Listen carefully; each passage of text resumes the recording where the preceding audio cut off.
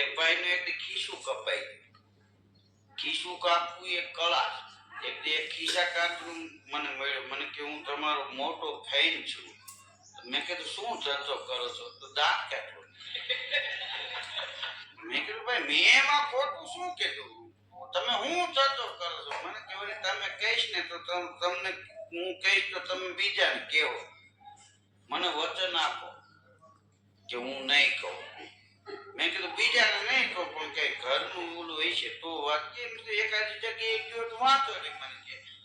મને કે હું ખિસ્સા કાપવાનો ધંધો કરું અને અમારી ક્યાં ત્રીજી પેઢી છે આ લાઈફમાં. આમાં અલગ અલગ અમારે ટેકનોલોજી કેવી રીતે કાપવું. તો મેં એને કીધું કે તમને કેમ ખબર પડી જાય કે આનું ચીજ કપાય ને આનું ન કપાય? તો મને કે એમને ન કહો, 500 રૂપિયા આપો. મેં કીધું આ નવી ટેકનોલોજી આમ 500 લેવાના કાઈ પાવીને. મેં કીધું આલે 700 કે.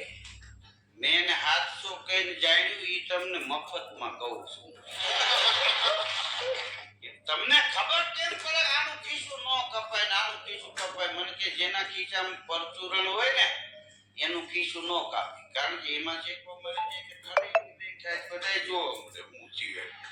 પેલા એ કે ઠપકી મારે પરચુણ કપે એ બંધ. તમારે હવે પરચુણ ખિસ્સામાં રાખવું અને એ જાણવાનું મને 250 દઈ દો.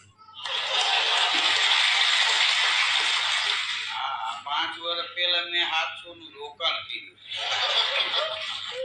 આમાંથી લેવા જ નહીં. પણ અમુક કળાના સન્માન થાય, અમુક કળાના સન્માન ન થાય. આ કોકને બચવવા એ એક કળા. આપણે બચવવા જાય ન પાછે. અમુક તો એવી ટાંડી મૂકે ધડાધડી કાટલા બાપ દીકરા લેવા દાખલા. પણ એ કળાનું સન્માન થાય કે હારામાં હારી આની પાસે કળા છે, લોકોને કેમ બચવવા. કળા તો લોકોને ઉપયોગી થાય એનું નામ કળા કહેવાય. અમેરિકા વાળાએ નવું પ્લેન બનાવ્યું, ચીન વાળાએ નવું પ્લેન બનાવ્યું, ભારત વાળાએ નવું પ્લેન બનાવ્યું, જાપાન વાળાએ નવું પ્લેન બનાવ્યું અને એક જ એરપોર્ટ ઉપર એક લાઈનમાં 4 પ્લેન રાખ્યા. હવે કે શરૂઆત કોણ કરે પ્લેન ઉડાડવાની? તો કે અમેરિકા વાળાને કે તમે ઉપાડો. તો અમેરિકા વાળાએ પછી ટેકનોલોજી ચેક કરી પછી પ્લેન ઉપાડ્યું. પછી જાપાન વાળાનો વારો આવ્યો કે તમે પ્લેન ચડાવો. તો એને બધું ચેક કર્યું પછી પ્લેન ચડાવ્યું. ચીન વાળાનો વારો આવ્યો. એને જીની આંખોથી ટેસ્ટિંગ કર્યું. બધું એ લોકો જોવા પૂરતી જ આંખું પડે, ખોટું બગાડ નહીં. બધું ચેક કરી અને પ્લેન ચડાવી પછી ભારત વાળાનો વારો આવ્યો. ભારત વાળાને કે હવે તમે પ્લેન ચડાવો. તો કેલા નારિયેળ લઈ આવતો.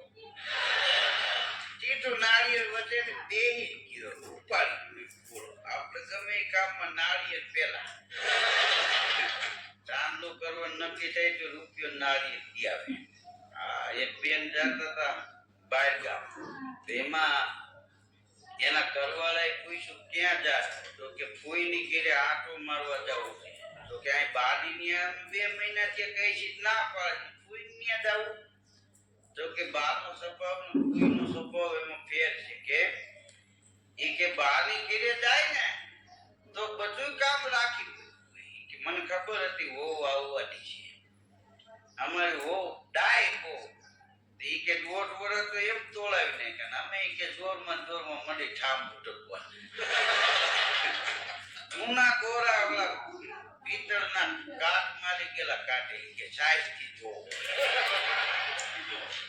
તો કે હા હાથમાં એ કે કટાશ આકારથી કે નો જાતે કોઈની ત્યાં જાય તો અમારું લુગડે કોઈ જોઈ નાખે. એ કે તું આવી છો ને થાકી પાકે વાય કેમ બકાલું વેચીને આવ્યું હોય.